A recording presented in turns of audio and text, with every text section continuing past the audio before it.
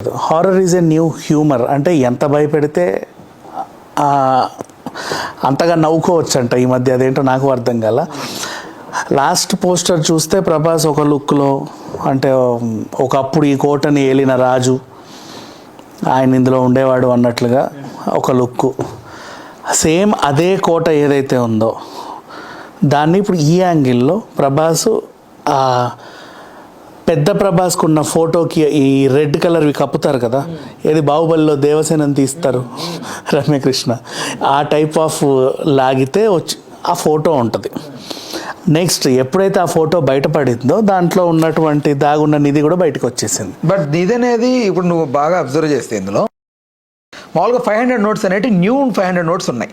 మామూలుగా నిధి అనేది ఏంటి, ఇప్పుడుతో ఏదో నోట్లు లేకపోతే గోల్డ్ వాట్ సంథింగ్ ఉంటుంది. బట్ ఇది న్యూ 500 నోట్స్ ఉన్నాయంటే ఏంటి అనేది మళ్ళీ చెప్తా.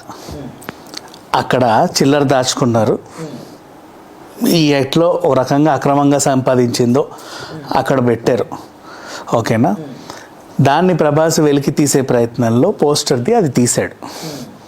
అంతేగాని ఇదంతా ఆ రాజుకు సంబంధించిన నాణేలు మనులు మాణిక్యాలు కాదు. ఆ హాల్లో అట్లా ఇబ్బడి ముబ్బడిగా పెట్టరు.